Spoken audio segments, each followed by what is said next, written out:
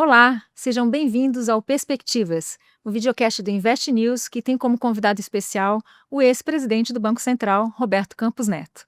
Roberto é vice-chairman do Nubank, chefe global de políticas públicas e também o economista-chefe da instituição. E eu sou Raquel Ballarin, diretora do Invest News.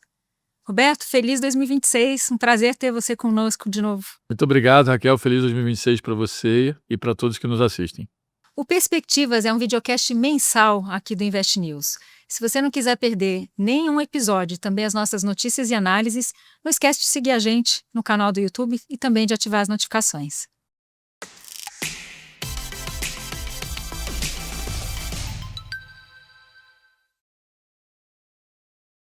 Roberto, aproveitando essa virada de ano, eu queria falar hoje no programa um pouco de cenário macro e perspectivas para 2026. E queria começar falando de um tema para o qual você vem chamando bastante atenção há algum tempo já, que é da dívida pública global.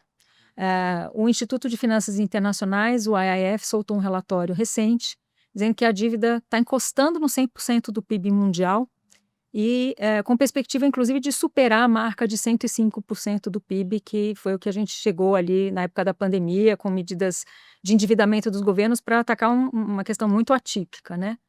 Eu queria entender um pouquinho, assim, qual é a dificuldade dos países, inclusive Estados Unidos, China, Japão, de atacar esse endividamento público, né? E você acha que tem algo que possa mudar essa trajetória? Olha, excelente pergunta. Obrigado pela pergunta e pela entrevista novamente. Acho que desde a última vez que a gente conversou sobre esse tema, eu vejo que tem um volume maior, né, de pessoas, acadêmicos, articulistas falando sobre o assunto, né? Eu acho que, principalmente nos Estados Unidos, o assunto ganhou bastante mais tração, mas eu volto também de uma viagem recente que fiz à Europa e também senti que na Europa esse tema, principalmente na França, ganhou mais tração, né, uma tração maior. Eu acho que tem várias causas, né? Eu acho que, primeiro, quando a gente pensa que nós, como, vamos dizer assim, globalmente falando, como sociedade global, gastamos 20% da pandemia, 20% do PIB na pandemia, e a gente chegou aí a 105, 106 do PIB, né? E se imaginava que ia se voltar rapidamente para 85% do PIB, a gente está em 100, quase 101, e aí, né, como você mencionou, indo de volta para as máximas. No final das contas, acho que tem um pedaço que é explicado pela dificuldade de cortar os gastos adicionais que foram feitos, e outra dificuldade que é explicado pelos gastos novos, né, que estão sendo feitos, que não estavam previstos ou que estavam previstos, mas de forma mais tímida. Então vamos começar com o primeiro. A gente tem uma dificuldade muito grande, né, de retirar os programas de assistencialismo que foram feitos durante a pandemia. A gente teve vários tipos de programa durante a pandemia, globalmente falando. Teve um pedaço que foi simplesmente transferência de renda para as pessoas. Teve alguns programas muito grandes para garantia de emprego. Teve muitos programas que transferiram dinheiro para pequenas e médias empresas para garantir emprego também. Teve muitos programas para garantir acesso a crédito barato. Quando a gente pega todo esse grupo, vamos dizer assim, de programas que foram feitos, a gente mais ou menos voltou uns 20, 25% deles. Então o resto se transformou em gasto meio que estrutural, né? Então, acho que a gente falhou, né, tanto no desenho das medidas, quanto em desenhar uma medida que teria já, né, uma data para terminar. Isso eu não estou falando de Brasil, globalmente é assim. É verdade também que a pandemia gerou mais desigualdade e que grande parte das medidas foram medidas também que enfrentavam nessa desigualdade. E é muito difícil voltar às medidas, porque é sempre um fator político muito duro de enfrentar você acabar com uma medida que foi feita durante a pandemia e a desigualdade que foi acelerada na pandemia não retornou ainda. Acho que esse é um ponto. Então, o primeiro ponto é que a gente não conseguiu deixar de gastar. Segundo ponto é que a gente tem gastos novos, né? Então, o mundo já vinha passando por um processo, mas esse processo se intensificou, que a gente tem um envelhecimento da população. Então, você tem gastos sociais que são crescentes por causa disso. O Brasil é um exemplo claro, mas vários outros países têm o mesmo problema. A gente tem um envelhecimento do mundo. O único lugar do mundo onde a gente ainda tem uma população mais jovem é exatamente o lugar mais pobre, né? Que é a grande parte da África, dos países mais pobres, que a gente chama de LIC, né? Low Income Countries, ou seja, os países que têm a renda mais baixa. Então, teve envelhecimento da população. Tem um tema de transição energética que acabou sendo muito mais cara, muito mais complexa de fazer. Hoje a gente vê que alguns países estão voltando atrás dos objetivos da transição porque tem sido caro. A gente também teve uma geopolítica muito mais complexa, que fez com que os gastos de defesa aumentassem muito. A gente vê vários países do mundo hoje colocando mais orçamentos de defesa, né? Então você tem mais gastos de defesa. E como a gente reconstruiu as cadeias globais, né, de suprimentos, as cadeias globais de comércio, tem um custo muito grande de você readequar a produção, tanto no privado quanto no público, a produtividade e a eficiência, a essa nova. Então, de fato, você teve um lado que você teve dificuldade de parar de gastar, e aí teve gastos novos, né? O que isso significa, no final das contas, é baixa produtividade. Então, olhando a baixa produtividade para frente, é muito difícil imaginar que a gente vai sair, vamos dizer assim, né, desse conundro, se a gente não tiver uma forma de gerar um choque positivo que melhora a produtividade e que diminui gastos. Quando a gente olha hoje o mundo, o déficit primário, principalmente no mundo emergente, está em torno de 3,7%, 3,8%. Então, não só a gente não está pagando o que a gente pegou emprestado, como na margem a gente está pegando mais emprestado, né? Então, é muito difícil imaginar que isso vai ter, vamos dizer assim, um equilíbrio, uma volta ao equilíbrio, uma convergência muito rápida. E eu acho que isso é importante que aconteça, porque eu acho que hoje os governos estão numa situação confortável, né, de entender que o que foi feito foi importante, que precisa continuar, mas alguma hora a gente vai começar a ter um dreno de liquidez, né, por uma elevação de prêmio de risco, e aí eu acho que os países emergentes vão sofrer mais rápido e vão ter que endereçar esse problema da dívida mais rápido. É porque a gente sempre tem que pagar um pouco mais caro do que os outros, né? Exato. O ano de 2025 foi marcado pelas idas e vindas das tarifas de importação dos Estados Unidos, né? E existia uma expectativa de uma taxa de inflação muito alta, que isso fosse aumentar significativamente a taxa de inflação lá. E esse foi, inclusive, um dos motivos para o Banco Central americano ficar um pouco mais conservador. Ele só no fim de 2025 é que acabou cortando o juro. Passado um ano do governo Trump e com um cenário agora de os primeiros sinais de desaceleração, um pouco mais claro esse cenário de tarifas, o que a gente pode esperar para a economia americana em 2026? Olha, eu acho que primeiro o tema das tarifas foi um tema que o elemento incerteza acabou sendo o que mais prevaleceu, né? Não a tarifa em si, mas você não conseguir programar o seu processo produtivo, porque a tarifa mudava muito rapidamente. Grande parte das tarifas que eram mais elevadas voltaram em alguma magnitude. Mas é verdade, eu acho que as primeiras estimativas de que as tarifas iam gerar maior inflação nos Estados Unidos, elas não se mostraram verdadeiras. Então tem alguns preços que foram mais influenciados pelas tarifas, de fato. O café subiu muito também, em parte até pelo que foi feito em relação ao Brasil. Então tem sim alguns elementos que subiram. A inflação americana, em termos, vamos dizer assim, de como as pessoas sentem a inflação, ela é menos medida pelo índice do Banco Central e mais medida por uma coisa que a gente chama de preços salientes, né? Então as pessoas, elas não sabem a inflação no dia a dia. Elas têm alguns preços que na cabeça delas significa mais inflação. Nos Estados Unidos está muito ligado a alguns itens de alimento, como carne, gasolina na bomba. Então, quando a gente pega as pesquisas hoje, o que a gente olha em termos de sensibilidade, né, para a sociedade americana é o que a gente chama de affordability, ou seja, a capacidade do americano de comprar coisas. Isso está debilitado. Quando a gente olha o affordability, ele está ainda em níveis, né, que geram insatisfação. Então, hoje ainda tem, né, um volume de insatisfação grande. Eu acho que isso explica, em parte, também a reversão de algumas tarifas. Mas é verdade, quando a gente pega a inflação como um todo, não teve o efeito, né, que foi esperado. A gente também não acha que os Estados Unidos tem um espaço para reduzir muito os juros, né, vai reduzir um pouco os juros, mas acho que tem um tema da curva longa de juros que mostra, né, alguns sinais assim, de falta de, vamos dizer assim, de credibilidade. O fato do dólar ter se enfraquecido muito também é uma coisa que soma essa equação da incerteza sobre como vai ser a trajetória do dólar, qual é o efeito disso sobre a inflação. Tem uma matéria outro dia super interessante, e eu conversei com uma pessoa que trabalha na empresa, que era o Walmart, que as pessoas estão comprando ouro nos Estados Unidos. Então, uma das coisas que vende muito no Walmart e acaba assim, no meio do dia acaba, não tem mais, né? Chega de manhã o carregamento, as pessoas vão, compram pequenos pedaços de ouro para guardar em casa. Quando a gente pensa nisso, todo esse movimento de criptomoedas, as pessoas perdendo um pouco a credibilidade, vamos dizer assim, no padrão tradicional, né, do dólar, Eu acho que isso mostra um pouco, né, já uma descrença, óbvio, é um movimento muito incipiente, ele é muito de longo prazo, mas mostra um pouco essa preocupação de como os governos, de uma forma geral, estão tratando mal as suas moedas. Então, eu acho que tem um tema que a gente ainda vai ter bastante incerteza. E aí tem vários outros temas, eu acho que nos Estados Unidos, em relação à sustentabilidade desse modelo de crescimento, que eu acho que vão ser testados. Uhum. Então, um ano que promete ser um pouco mais animado também Eu nos eu Estados diria que Unidos. ano 2026 vai ser um ano com maior volatilidade no Brasil, claramente pelas eleições, mas eu acho que tem uma possibilidade maior de ter uma reprecificação de ativos, né, no mundo. A gente vai voltar depois essa Tá questão de bom. volatilidade no Brasil.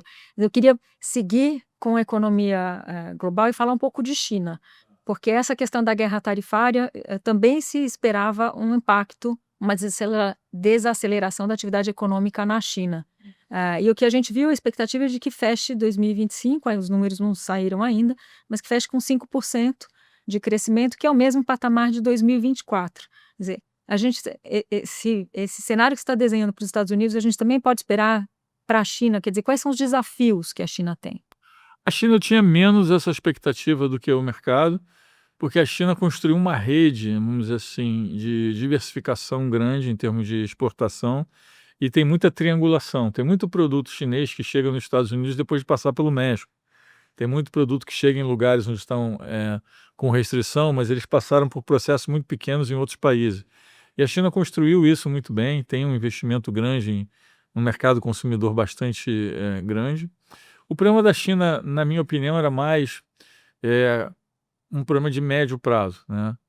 Que eu diria que tem três coisas grandes. Primeiro, o envelhecimento da população na China quando a gente olha, né, aqueles gráficos de envelhecimento, ele deu um saltozinho que é muito surpreendente, porque geralmente é uma coisa muito fácil de você prever, né? Envelhecimento da população. Quando a gente pega a diferença de um census para o outro na China, ele deu um salto para cima. Eles fizeram vários programas para estimular de novo, né, a fertilidade e as pessoas a terem mais filhos. Não está funcionando. É uma coisa que está muito na cultura do chinês hoje, de ter menos filhos. Pode ser que isso mude, mas é difícil de mudar no curto prazo. Um outro problema é que a China é uma economia muito centralizada, com uma gestão muito centralizada. Então foi destinado um volume muito grande de recursos a essa indústria que está ligada à eletrificação, bateria, carro elétrico e tal. Então sempre teve um questionamento de será que não tem uma overcapacity, ou seja, será que não foi exagerado? Será que vai ter mercado consumidor para todos esses carros elétricos? Será que esse investimento tem retorno? Isso até agora tem se mostrado que tem alguns países que já começa a ter algum efeito, mas em grande parte eles conseguiram diversificar, fazem ônibus elétricos. E tem o tema das baterias, que hoje, né, é um grande domínio, né, da China. E aí tem um terceiro tema, que é um tema imobiliário. Esse é um tema que já está há bastante tempo na China, que vai e volta. A gente teve até 2 meses atrás umas notícias ruins novamente. Está muito ligado a algumas províncias em específico. A gente imaginava que eles iam conseguir limpar, né, esse problema mais rapidamente, não foi o caso. Então existe uma percepção que a China desacelera um pouco também. Então, para o ano que vem, as pessoas estão esperando entre 4, 4,2, 4,3, os mais otimistas 4,5. Mas assim, ainda é um crescimento elevado. A China não teve, né, nenhuma, vamos dizer assim, disrupção, nenhuma coisa, nenhum movimento não contínuo, não linear, mas eu acho que merece atenção. E tem o tema de Taiwan e de semicondutores, que é super relevante para entender como é que vai ser esse domínio. Hoje você tem uma nova Guerra Fria, que é uma Guerra Fria de inteligência artificial, uma Guerra Fria de, vamos dizer assim, vamos dizer, uma Guerra Fria de atingir o potencial máximo da inteligência artificial. Você falou de reprecificação dos ativos, e aí eu queria trazer um pouquinho do tema macro para as bolsas, né? A gente viu, mesmo com esse cenário sem qualquer movimento forte de corte de taxa de juro, os índices de bolsas subindo bastante em 2025. Você acha que os investidores estão ignorando riscos importantes? E o que eles estão vendo? Por que todo esse entusiasmo com as ações? Olha, primeiro, eu tenho uma percepção de que os Estados Unidos é um caso muito atípico, porque a gente escuta muito, lê muito esse negócio da decadência dos Estados Unidos e que os Estados Unidos vai deixar de ser uma potência. Quando a gente pensa em termos de mercado de capital, de capitais, a gente compara antes da pandemia com agora, né, os Estados Unidos aumentou 10% de participação entre antes da pandemia e agora. 10% de participação global em mercado de capitais. Então, tem muito capital, né, ligado a essa parte de inovação. Grande parte do capital é levantado nos Estados Unidos. Curiosamente, até empresas europeias, quando querem levantar capital hoje em dia, vão para os Estados Unidos. É muito comum ter uma empresa europeia que tem uma filial no Silicon Valley para levantar capital. Então, o mercado de capitais americano ficou muito forte. Tem uma percepção que tem um ganho de credibilidade muito grande associado a processos produtivos que vêm acompanhados de inteligência artificial, esses modelos de linguagem mais sofisticado. Então, assim, a gente está ainda, vamos dizer assim, nesse processo de aprendizado, mas no meio desse processo, né, tem um incentivo a ser o ganhador, vamos dizer assim, do modelo de AI, do modelo de agente mais, vamos dizer assim, mais sofisticado, mais poderoso. Existe uma percepção que esse é um mercado que a gente chama winner takes all, né? Então, ou seja, é um mercado onde o vencedor tende a dominar os outros. Então tem um investimento muito grande nisso. Eu acho que começou mais recentemente, diria nos últimos 2, 3 meses, a ter um questionamento se todo esse investimento, todo esse dinheiro que está sendo gasto em treinamento de modelos, tem vários modelos hoje, pelo menos 2 ou 3, sendo treinados a um custo de acima de 5 bilhões de dólares, né? Então são modelos caros. Então existe um questionamento de, primeiro, esses modelos que estão sendo treinados, os preços tão elevados, como é que eles vão se pagar? Você vai conseguir colocar propaganda dentro do processo, vão ter novos casos de uso, você vai expandir a sua base de cliente, e como o investimento é muito grande, muito alto, começou a ter algum questionamento em relação a isso. Então a gente viu até no passado recente, né, uma realocação, as pessoas saindo um pouco desse mundo que tem mais ligado à inteligência artificial, indo um pouco mais para o mundo real. Isso está um pouco ligado à percepção de queda de juros. Aí a gente tinha um mercado que precificava dezembro, uma queda de juros em dezembro. Existe um questionamento se a gente vai cair, né, se os Estados Unidos vai cair os juros em janeiro. Está uma precificação entre 25% e 35% de probabilidade. E aí o governo americano pressionando muito, né, o Banco Central para cair os juros. Eu acho que a gente tem uma grande possibilidade ao longo de 2026 de ter um ajuste de preços em renda variável, porque, na minha opinião, tem, vamos dizer assim, o que está implícito em termos de crescimento, né, de resultados em alguns dos setores está bastante elevado, mas, de novo, tem essa percepção de que o dólar não está sendo bem tratado, o ouro não para de subir, o Bitcoin tem bastante gente que tem investimento, e tem uma percepção de que a Bolsa acaba sendo um refúgio, porque no final estou investindo no setor real, são empresas que vão ganhar dinheiro, tem setores da Bolsa que não são tão, né, vamos dizer assim, conectados com o ciclo econômico de curto prazo, então acho que tem um pouco de todas essas explicações, mas quando eu olho a trajetória de dívida, e aí adiciono a trajetória de dívida, a precificação que eu vejo hoje em alguns mercados, a falta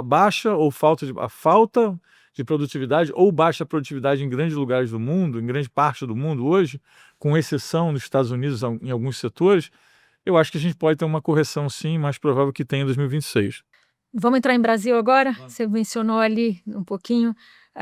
Em 2025, a gente teve uma economia do país resiliente, uma inflação que demorou a arrefecer, começou a arrefecer mais no fim do ano, e inclusive esses dois fatores contribuíram para que o BC mantivesse a taxa Selic ali em 15% ao ano. 2026, ano de eleição, a gente entra no ano com um mercado de trabalho bastante aquecido, com crédito em expansão. O que você imagina, qual é o seu prognóstico para a atividade brasileira? Olha, a gente tem uma desaceleração pequena na ponta da atividade, né, nesse momento. Se a gente pensar que 2025 cresceu aí em torno de 2%, as expectativas agora para 2026 estão em torno disso, mas com um grande volume de incerteza, porque é um ano de eleição e tem uma grande incerteza de quais são os gastos que vão ser concretizados, ou seja, qual é o tamanho do estímulo que o governo consegue fazer no ano de eleição, e a gente tem um histórico em relação a isso com alguma volatilidade. Acho que tem uma parte grande que vai estar sujeito ao externo também, o que acontece no setor externo, né, acho que vai estar muito sujeito. Agora, o principal fator vai ser a volatilidade das eleições. Eu acho que tem ainda não está ainda vamos dizer, os agentes, né, do mundo financeiro, os agentes da economia real, ainda estão olhando, né, as coisas do curto prazo. A gente vai começar, ao longo de 2026, a ter uma atenção muito mais voltada a isso.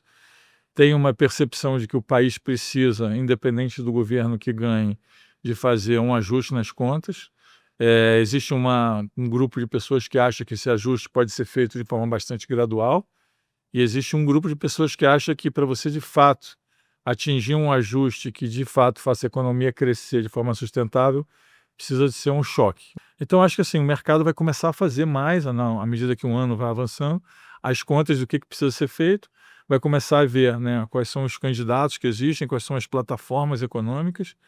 Acho que quando a gente pensa hoje em eleição, vamos dizer assim, as duas forças hoje que movem, né, o eleitorado, eu acho que a economia não está hoje tão evidente. Você tem uma parte muito ligada à segurança, que a gente está vendo o que está acontecendo, e a gente tem uma parte também nessa que eu acho que a gente chama de sentido de prosperidade, né? Agora, em ano de eleição, e não é só aqui no Brasil, é no mundo todo, você não é historicamente não se faz ajuste fiscal. Então, você colocou ali no começo que a expectativa é de que você não tenha movimentos muito fortes de queda de taxa de juro e também não se espera ali um ajuste fiscal em 2026. Então, a atividade econômica ela tende a ficar mais arrefecida mesmo, vai dar uma esfriada. Não, acho que a gente pode pensar em alguma coisa, diria com centro de 2%, e aí pode ser um pouco menos se a economia desarrumar muito pela volatilidade da eleição, e pode ser um pouco mais se o mercado entender que nós vamos ter um futuro, vamos dizer assim, com maior disciplina fiscal, né, com um programa com mais credibilidade. E aí vai depender de como cada candidato se apresenta, qual é o programa que ele se apresenta. Eu acho que o Brasil é uma história fiscal que é importante, né, tem um tema fiscal relevante. De novo, não é só o Brasil. Se a gente pensar que a média do mundo emergente está fazendo um primário negativo de 3,8, nosso primário é até melhor do que isso, é bem melhor do que isso, né? É a Você questão do pode até problema é a justificar, tem trajetória. algumas coisas que estão fora do primário e tal, mas assim, hoje a gente não vê um mundo muito engajado no ajuste fiscal, isso é fato, principalmente o mundo emergente. Em algum momento eu acho que vai chegar, né, uma conta, via ajuste, e aí sempre os frágeis sofrem primeiro, né? Então o Brasil hoje, que é visto, né, tem vamos dizer, essa imagem, tem uma credibilidade fiscal mais abalada, e de novo, não é nem pelo primário, a dívida cresce muito rápido, é uma dívida já bastante alta. A dívida emergente cresceu muito também, mas a do Brasil é mais alta. Como a gente tem os juros mais altos e tem um problema de credibilidade maior, ela acaba o prêmio de risco acaba sendo maior, né? Então, acho que vai passar por isso. De novo, o debate vai ser: nós temos que fazer um ajuste fiscal. Como vamos fazer? Vai ser mais lento, vai ser um tratamento mais de choque. Eu acho que a gente vai ter um ambiente em 2026 que esse debate vai vir à tona e vai fazer parte dos programas dos diversos candidatos. Volatilidade assim, é esperada ali nos mercados de câmbio e juros, Sim. das ações e tudo. E a velocidade pode ser ampliada ou não, dependendo do externo, né? Quando você tem um vento muito a favor, né, pode ser que o mercado, né, consiga conviver, talvez, com uma conversa pior do fiscal. Mas se lá fora, vamos dizer assim, se o ambiente externo não estiver tão propício como teve, né, nesse último ano, aí eu acho que a gente pode ter, né, um movimento maior de volatilidade, sim. E como é que o Nubank se prepara para esse cenário de mais volatilidade? Olha, o Nubank tem uma carteira muito interessante, porque é um banco que não foca muito em produtos de crédito de longo prazo, então a carteira de crédito é mais ou menos de curto prazo. O Nubank tem um modelo de crédito muito bom, que foi testado em várias crises, né? Tem um modelo onde você tem uma parte de olhar para frente, né, muito importante em relação a cenários de estresse. Então, eu que venho, né, também de instituição bancária e participei de debates sobre modelagem de crédito, o Nubank tem uma forma de olhar isso muito diferente, que tem atravessado várias crises com grande sucesso, mas eu diria que o Nubank está bem preparado para enfrentar isso. É um banco que passou por isso já algumas vezes, que tem um modelo de crédito muito testado, um modelo de crédito que faz upgrades, né, vamos dizer assim, de eficiência com uma frequência muito maior do que as outras instituições financeiras, porque é um modelo que foi criado para isso. Então não vejo um grande problema, não. E não dá para a gente deixar de falar de Nubank, já que a gente trouxe esse tema, né? A instituição fechou 2025 com 127 milhões de clientes entre Brasil, México e Colômbia, e anunciou aí que entrou com um pedido de licença bancária nos Estados Unidos. O que mais vem por aí? Você consegue contar um pouco para a gente aí? Olha, acho que agora é importante focar nessas novas, né, nas novas iniciativas e no que está dando certo. O México, né, o resultado tem virado, né, tem acelerado bastante. O México tem acelerado também, vamos dizer assim, a captura de clientes, o número de clientes tem aumentado bastante. O Brasil, com 109, 110 milhões de clientes, vai passar já a ser quase o segundo maior banco em número de clientes. Colômbia também tem mostrado uma melhora grande. E a gente fez uma grande aposta nos Estados Unidos. Os Estados Unidos é um mercado muito relevante, bancário muito relevante, né? O valor de mercado bancário nos Estados Unidos, pensando na proporcionalidade do que a gente faz, ele é mais ou menos 12 vezes maior do que o do Brasil. Então, isso significa que ter 1% de market share com a mesma margem nos Estados Unidos significa ter 12% no Brasil. Lembrando que o mercado brasileiro é muito maior que o México e muito, muito maior do que o da Colômbia. Então, obviamente, que estar nos Estados Unidos com um modelo vencedor é muito importante. A gente acha que o modelo do Nubank é replicável e a gente está tomando todos os cuidados para fazer uma expansão, vamos dizer assim, cuidadosa nos Estados Unidos, olhando qual é o público-alvo, onde a gente quer crescer. Um dos fundadores, a Cris, uma das fundadoras do banco, foi, né, morar nos Estados Unidos para olhar isso mais de perto. Então eu vejo isso com bastante, vamos dizer assim, com bastante entusiasmo. Acho que vai mostrar resultados bons nos Estados Unidos e a gente está entrando nos Estados Unidos com um plano muito de longo prazo, com muita humildade, de ser relevante no mercado americano também. Tá bom. Roberto, acabamos aqui, acabou nosso tempo. Super obrigada mais uma vez e que a gente tenha um 2026 supimpa, bom. Obrigada de novo. Muito obrigado, Raquel. Muito obrigado a todos que nos assistem. Você siga acompanhando o Invest News no nosso canal no YouTube. Não esquece de ativar as notificações e um ótimo 2026. Até mais.